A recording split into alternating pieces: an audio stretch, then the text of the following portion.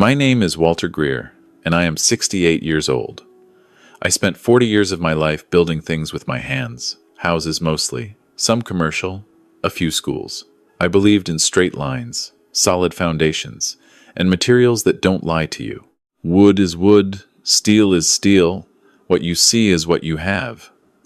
I thought people were the same way. I was wrong about that. 3 weeks ago, my daughter drove me to a pharmacy to pick up my blood pressure medication. When she stepped outside to take a phone call, the pharmacist leaned across the counter, looked me dead in the eye, and said 6 words I will never forget for the rest of my life. Before I tell you what those words were, please take a second and tell me in the comments where you're listening from. And if you believe a man's dignity is worth defending at any age, go ahead and hit that like and subscribe button. It matters more than you know. It started 2 months before that pharmacy visit, back when I had what my doctor called a cardiac event.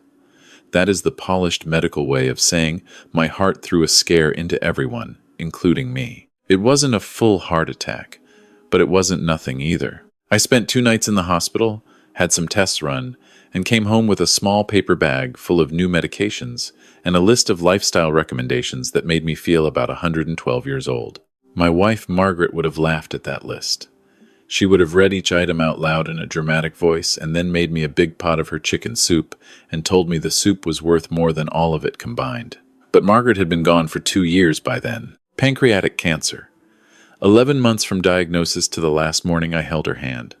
The house on Birchwood Lane had been quiet ever since. My daughter was at the hospital within 4 hours of my being admitted. She drove 3 hours from the suburb where she lived with her husband and their 2 kids, and she sat beside my bed with red eyes and a tight jaw and told me I was not going to spend another night alone in that house until I was completely stable.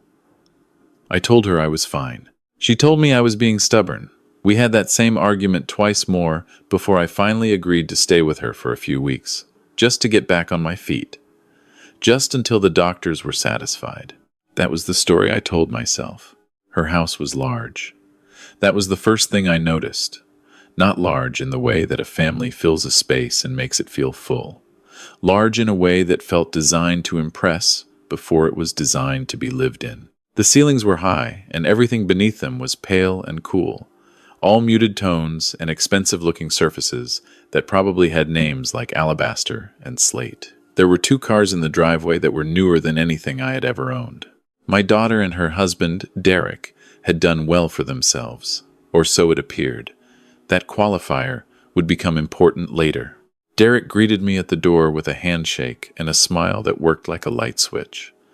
On and then immediately calibrated to exactly the right wattage. He was 41 years old, wore clothes that fit too well for a Tuesday afternoon at home, and had the easy, practiced warmth of a man who sold things for a living, which he did. He was a financial advisor, senior partner at a firm downtown called Simmons Cutler Wealth Management. He talked about money the way some men talk about sports, fluently and without realizing not everyone cares as much as he does. "Come in, Walt," he said, taking my bag from my hand before I could protest. "We've got everything set up for you.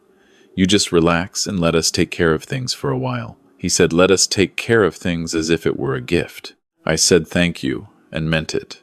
I was still thinking he was on my side. The guest room was spotless, which was fine. There was a small television I didn't ask for, and a bouquet of flowers on the nightstand that my daughter had clearly placed there because she loved me.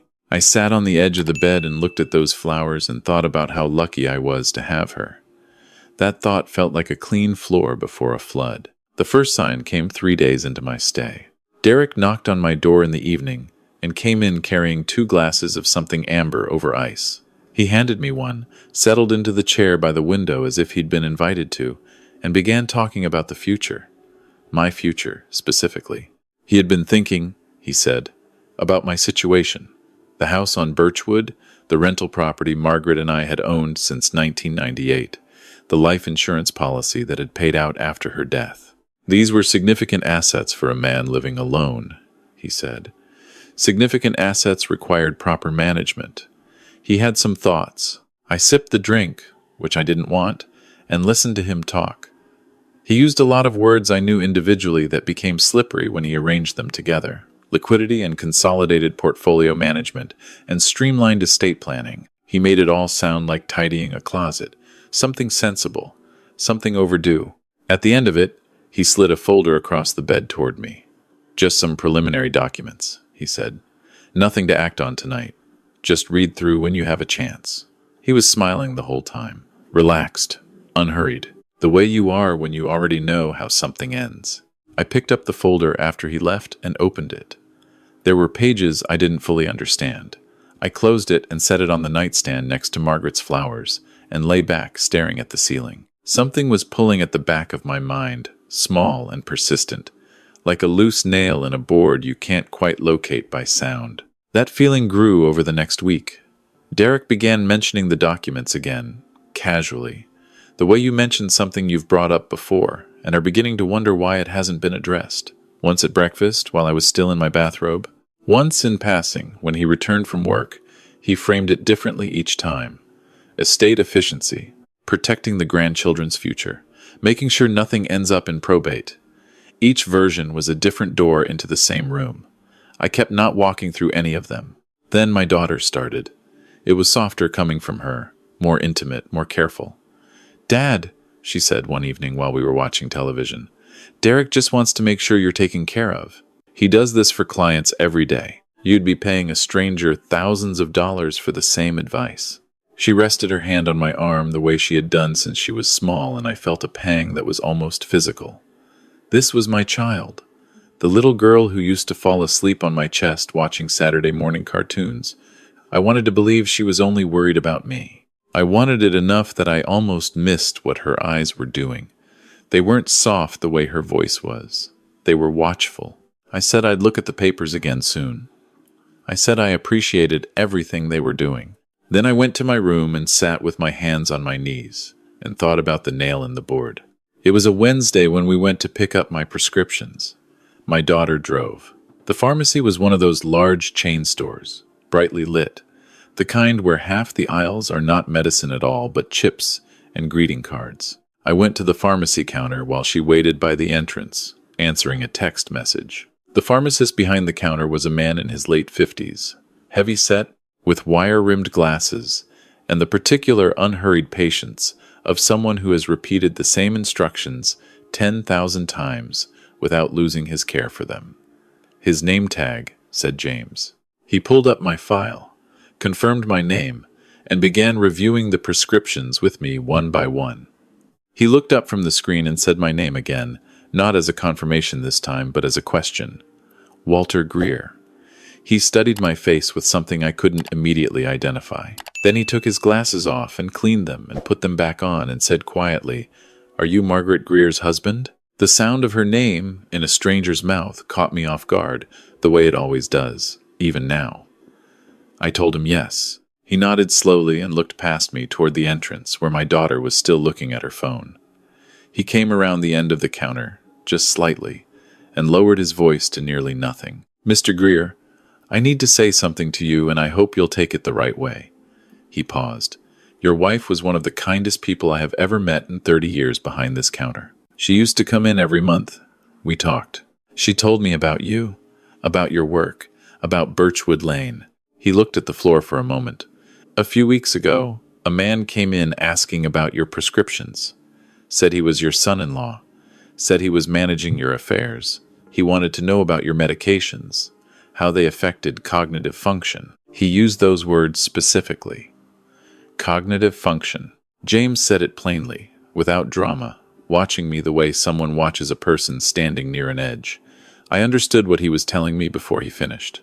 Someone was building a case that I wasn't all there. Someone wanted documentation.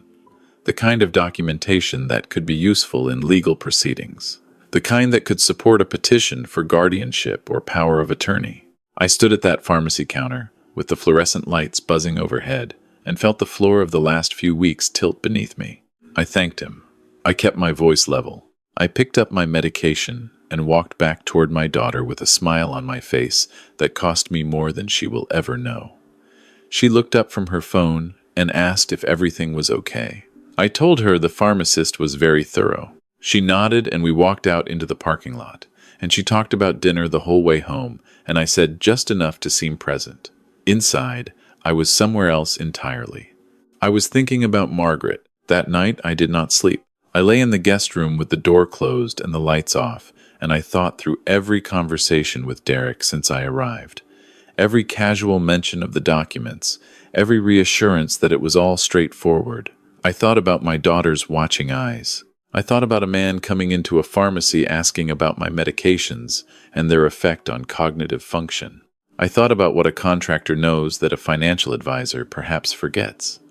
That the weakest point in any structure is where someone assumed a joint was solid without checking.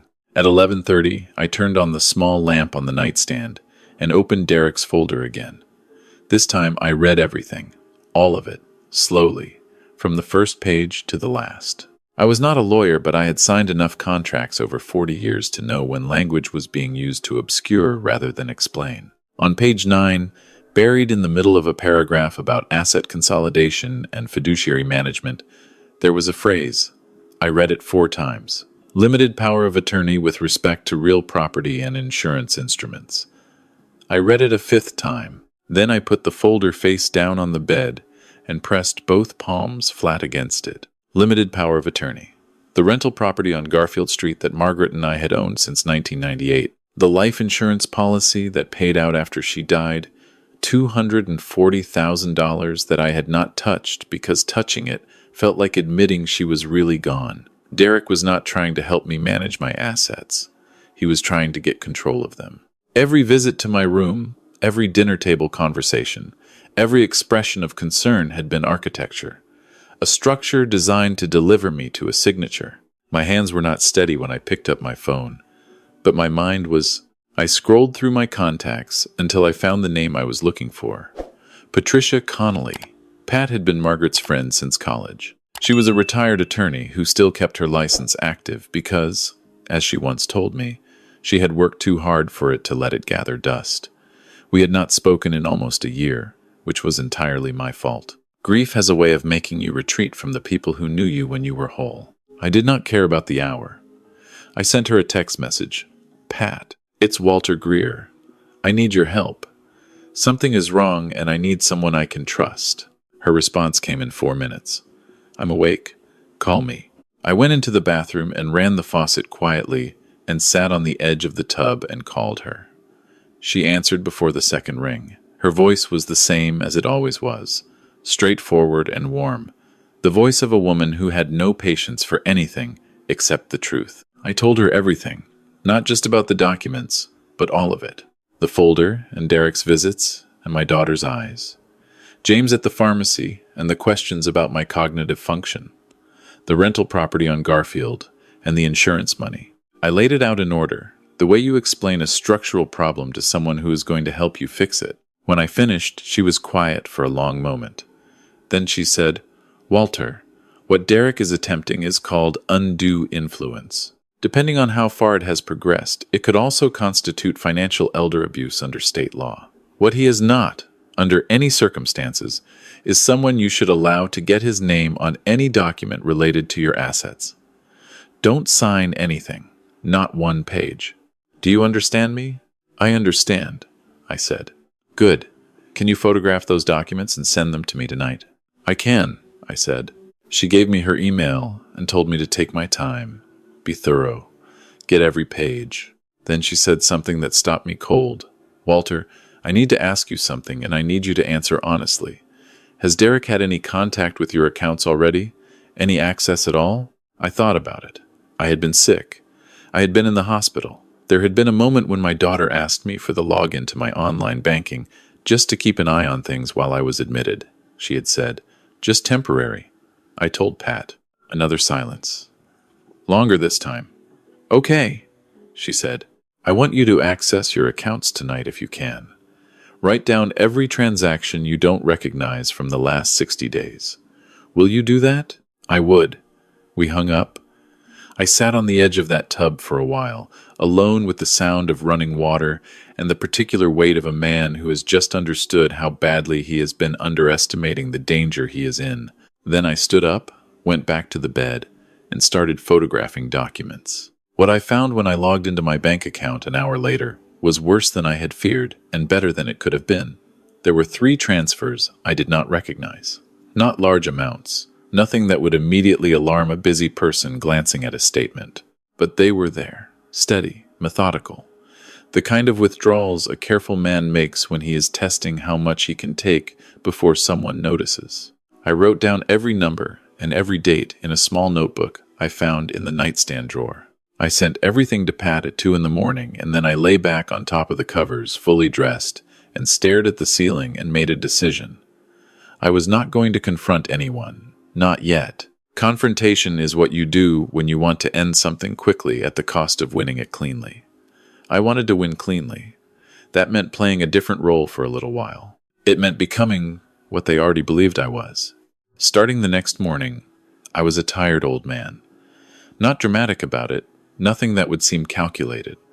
Just a little slower, a little more uncertain with words, a little more grateful for help I hadn't asked for. I let Derek explain the television remote to me, even though I had been using remotes since before he was born. I confused the names of his 2 children once at breakfast, which was something I would never actually do, and I watched his face carefully when I did.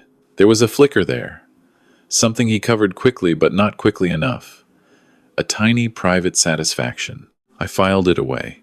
My daughter watched me with different eyes than Derek did. Hers were complicated. When I fumbled for a word at the dinner table, Derek looked like a man watching a stock price move in the right direction. My daughter looked like a woman who was trying not to feel what she was feeling. That difference mattered to me then, and it matters to me still. I became furniture. I sat in the living room during the evenings while they talked around me and through me, their voices dropping briefly when they remembered I was there, and then rising again, as they apparently decided I wasn't following along. I was following along for every word. Derek was on the phone one afternoon in his office with the door most of the way closed, and I sat in the hallway with a cup of tea. I wasn't drinking, and I heard him say to someone, "It's almost done. Ray, the old man's coming around. Just give me the rest of the week." Ray. Raymond Cutler. The other name on the door of Derek's firm. I went back to my room and called Pat again. She had spent the day on my documents. Her voice when she picked up had the particular quality of someone who has confirmed something they hoped was wrong. "Walter," she said, "your son-in-law has a problem, a significant one. I need you to sit down." I was already sitting. I told her to go ahead. "Raymond Cutler," she said, "is not simply Derek's business partner. He is also the co-signatory on a private investment vehicle that Derek has been managing, or mismanaging, for the last 3 years. She had found a filing, a civil complaint from 18 months ago that had been settled quietly, and was therefore not easy to locate, but was absolutely public record, if you knew where to look, which Pat did. The complaint described a pattern of clients being steered into high-fee, high-risk instruments that benefited the managers more than the investors. There had been a settlement. There had been non-disclosure agreements. There had been no admission of wrongdoing, and there had also been, Pat said, a substantial amount of money that Derek's firm was still obligated to repay to certain parties. "And the rental property," I said. "And the insurance money," she exhaled slowly. "The limited power of attorney in those documents, if signed, would give Derek, and by extension his firm, fiduciary authority over your liquid assets and your real property. In plain terms, Walter, he was going to use your money to help cover what he owes. With your signature on those papers, there would have been very little I could have done after the fact. Very little anyone could have done." I sat with that for a moment. 40 years of working. Every job bid correctly. Every invoice paid on time. Every material sourced honestly. Margaret and I, saving for 20 years to buy that rental property on Garfield because we wanted something solid to leave behind. The insurance money that had been sitting untouched because I couldn't bring myself to spend what felt like the last evidence of her life. All of it. The target of a man sitting 40 feet down the hallway in a nice office talking on the phone about how the old man was coming around. "Pat," I said, "there's something I need to tell you about Margaret. Something she told me before she died that I didn't understand at the time. I told her about the last month of Margaret's life, about the things she had said when the medication made some days clearer than others and some days harder. She had told me, in the particular urgent way of someone who needs to be heard before the time runs out, that she had done something practical. She used that word, practical, which was the most Margaret word in the world. She said she had made an arrangement and that there was a letter explaining it, and the letter was in her Bible, the old one with the cracked spine that her mother had given her, which was in the third box from the left, on the top shelf in the hall closet on Birchwood Lane. At the time I had nodded and held her hand and told her I would find it when I needed it, and hoped she would rest. I thought she was managing her anxiety, doing what organized people do when they sense the end of their ability to organize. I had not opened that Bible in 2 years. Pat was quiet for a very long time after I finished. Then she said, "Walter, I think we need to go to your house." Getting to Birchwood Lane required a reason that Derek would accept without suspicion. I used the same currency he had been using on me, sentiment. I told my daughter at breakfast that I had been dreaming about the house. Then I kept thinking about a toolbox I had left in the garage, tools that had belonged to my father, and that it was bothering me in a way I couldn't shake. I made my voice a little thin, a little lost. She looked at Derek across the table and he gave a small nod and said, of course, they would take me over on Saturday. My daughter drove and Derek sat in the front passenger seat and I sat in the back, like a child being taken somewhere for his own good. The drive took 20 minutes and nobody spoke much. When we turned onto my street, the oak trees were bare and the light was flat and gray, and the house looked the way houses look when no one is living in them. A little receded, a little like a held breath. My chest did something complicated. Derek unlocked the door with the key I had given my daughter months ago. For emergencies, he said, was a fine reason to have. And the smell of the house came to meet me the way it always did. Dust and old wood and the faint trace of the lemon oil Margaret used on the baseboards twice a year, and the particular stillness of a space that has been loved and is waiting to be loved again. Derek looked around at everything with the eye of someone calculating square footage. My daughter looked at nothing in particular and said, "It was good to be here, wasn't it?"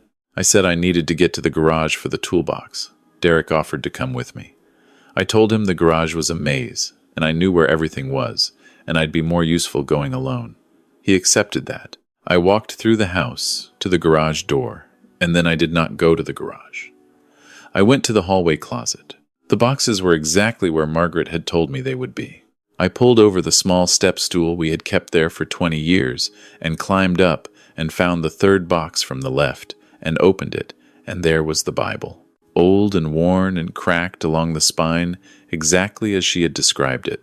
I held it for a moment with both hands, and the weight of it was almost unbearable, not because it was heavy, but because it was hers, because her handwriting was in the margins of certain pages, and her bookmark was still there from the last time she read it, and the last time she read it was while she was still alive. I opened it. Inside, folded in thirds and tucked against the back cover, was an envelope. My name was written on the front in her handwriting. I stood in the dim hallway closet and opened it with hands that were not fully steady, and I read what she had written. She had found a lawyer, an estate attorney named Harriet Cole, 18 months before her diagnosis. She had found her on her own, without telling me, because Margaret, practical Margaret, had known that Derek was not who he presented himself to be, even before I did. She had done what she described as a little research, which I suspected meant she had done a great deal of research and simply didn't want to alarm me. What she had found was enough. She had worked with Harriet Cole to transfer the beneficiary designation on her life insurance policy from our joint estate into a separate, irrevocable trust. The trust was named the Margaret L. Greer Family Preservation Trust. The assets held within it, including the insurance payout and her interest in the rental property on Garfield, were designated for a specific and unalterable purpose. They were to fund a scholarship program at the vocational training school where she had volunteered for 11 years, providing tuition assistance to students who could not otherwise afford trade certifications. She had also included, in Harriet Cole's notarized language, a separate clause. Should any attempt be made by any party to petition for control of Walter Greer's personal assets through legal or financial instruments, the trustee of the Margaret L. Greer Family Preservation Trust was authorized to intervene on his behalf. The trustee was Pat Connolly. Margaret had named Pat as the trustee 2 years before she died.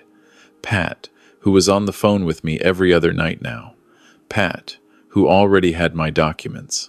Pat, who answered in 4 minutes at 11:30 at night because she was already awake and already knew. I stood in the hallway closet of the house I had built my life in, and I put my hand against the wall to steady myself, and I understood something about the woman I had married that I had not fully understood, even after 41 years, of loving her. She had known something like this might come, not because she was a cynic, but because she paid attention when others looked away. She had built a wall while I was still thinking the weather was fine. She had loved me forward, into a future she would not be there to see. With the same quiet competence she brought to every single thing she ever did. I put the letter and the Bible under my arm and went to get the toolbox from the garage, because I had said I was going there, and I intended to be a man who means what he says. I came back into the house, and Derek was standing in the living room looking at his phone, and my daughter was sitting in Margaret's chair, the one by the window where she used to read. And she looked up at me when I came in, and something in her face was soft, in a way it hadn't been in weeks. She said, "I forgot how much I used to love this room." I said, "I know. Your mother did too." Derek looked at his watch. "Ready?" he said. I said yes. I held the toolbox in one hand and the Bible in the other, and I walked out the front door without looking back, and I did not let my face show a single thing. 3 days later, Pat told me it was time. She had spoken with Harriet Cole and verified the trust documents and confirmed that the insurance payout had never actually entered my personal estate in the way Derek believed it had. It had been redirected at the policy level before it was ever dispersed. The money Derek had been planning to access was already behind a legal wall he had no way of scaling. He had been preparing to steal a thing that was never available to be stolen. He just didn't know it yet. We arranged the meeting for a Thursday afternoon at Derek's office. Pat told me to let him set the location because it would make him feel in control, and a man who feels in control stops being as careful. Derek suggested his conference room, which had a long glass table and a view of the city, and was clearly designed to make clients feel that they were in the presence of someone whose professional altitude made them trustworthy. I said that would be fine. I said I was ready to get everything sorted out. I heard in his voice something that was almost relief. He thought the conference room, the altitude, the glass, and the view would tip whatever was left of my resolve. He had been patient long enough, and now he could see the finish line. I arrived with Pat. Derek and Raymond Cutler were already there. Raymond Cutler was taller than I expected, deeply tanned in the way of men who ski rather than work outdoors, with a firm handshake and the particular brand of cordiality that is really just performance. He greeted me like someone's favorite grandfather at a holiday party. "So this is the man himself," he said, and laughed as if we had an established warmth. My daughter came in behind me. She sat down and looked at Pat, and then at the folder in Pat's hands, and her expression did something I had been watching for. It did not do what Derek's did. His face stayed controlled and professional and warm. Hers went uncertain. She was looking at Pat the way you look at something you thought you understood and have just realized you don't. Derek laid the documents on the table with the ease of a man who has done this many times. He walked me through them, his voice smooth and reassuring, using all the same language he had used in my guest room over the last several weeks. Straightforward, formality, protecting your future. His eyes were pleasant and steady and completely confident. Raymond Cutler nodded along at the right moments. Two men who had decided how the afternoon was going to go. Pat opened her folder. She did not raise her voice. She placed 3 documents on the table in a row, spacing them apart, and said that before we moved forward, she wanted to make sure everyone was working from accurate information. Derek smiled. "Of course," he said. "That's exactly what we're here for." The first document was the complaint filing from 18 months ago. Pat identified it by case number and description without editorializing. She turned it to face Derek and Raymond and waited. Raymond's tan went 1 shade paler. Derek did not reach for the document. He left it where it sat and kept his expression where it was, which cost him something. I could see it. "That's a settled matter," he said.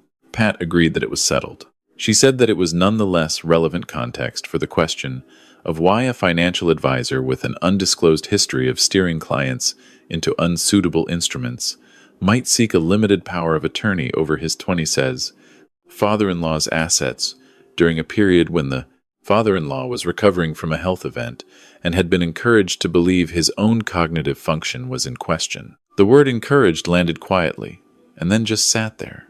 My daughter said Derek's name. She said it in the way women say their husbands' names when they want an explanation and already suspect it will be inadequate. "Derek," she said. "What is she talking about?" The second document was the trust. Pat identified the Margaret L. Greer Family Preservation Trust by name and date of establishment. She explained the beneficiary designation and the asset protection clause and the identity of the trustee. She read from it without looking up, her voice even and clear, and the room got very still. Derek picked up the document this time. He read, and I watched the shape of the afternoon change on his face the way weather changes on a landscape. First a shadow, then a shift in the air, then something final and flat. He set the document back down very carefully, the way you set down something fragile. And he looked at me for the first time since I'd sat down. Not at Pat, at me. As if he were recalculating something he had gotten badly wrong and was only now understanding the magnitude of the error. Raymond Cutler stood up. He pulled on his jacket and said he needed a moment with his attorney and that this meeting had gotten quite complicated and that perhaps everyone should take some time and revisit. He was talking to the room, but he was moving toward the door. Pat said that would be fine, of course.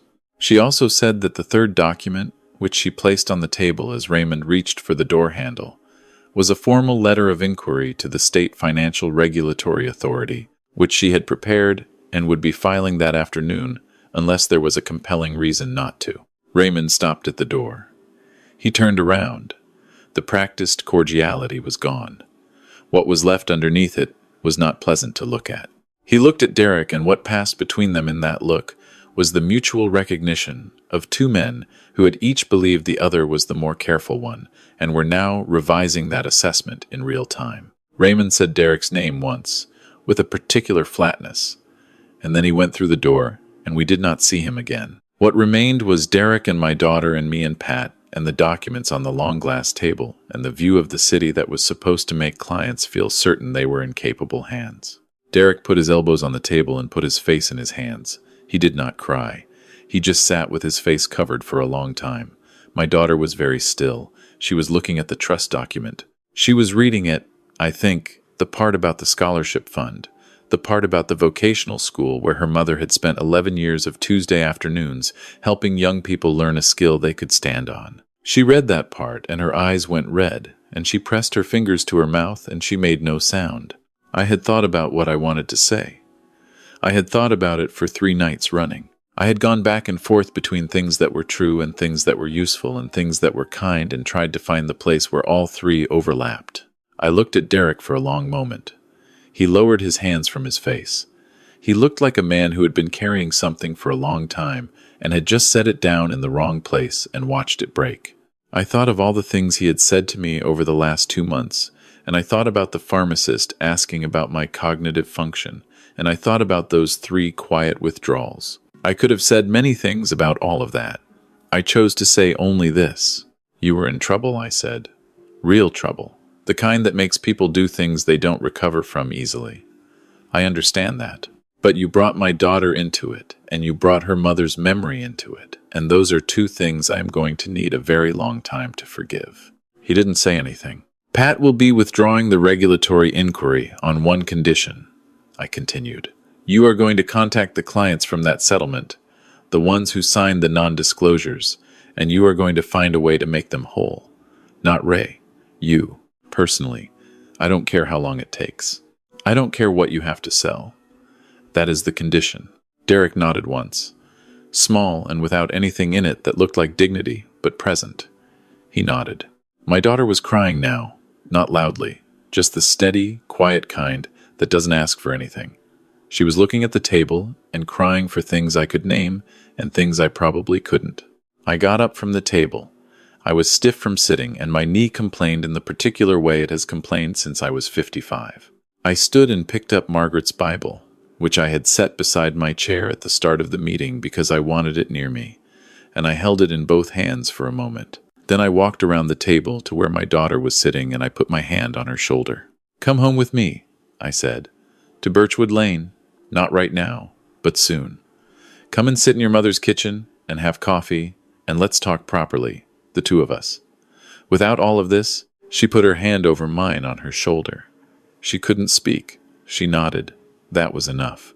I walked out of that conference room with Pat beside me, and the Bible under my arm, and the city spread out through the glass behind me. The elevator was fast and quiet, and the lobby was full of people going purposefully in every direction. And I walked through it and out the front door. And the afternoon was cold, and the sky was the particular pale blue of late autumn. And I stood on the sidewalk and breathed it in. Pat stopped beside me and looked at me. "You okay, Walter?" she said. I told her I was. And I meant it in the careful way that honest men mean things. Not as a boast and not as a denial of everything that had just happened, but as a statement about the thing underneath all of it. The thing that Derek and Raymond Cutler had never really understood they were dealing with. I was intact. My wife's work was intact. The rental property on Garfield would stay in the trust and fund a scholarship for a kid who needed one. That had always been what it was for. I thought about Margaret reading that Bible with the cracked spine, making notes in the margins of certain pages, placing her bookmark carefully.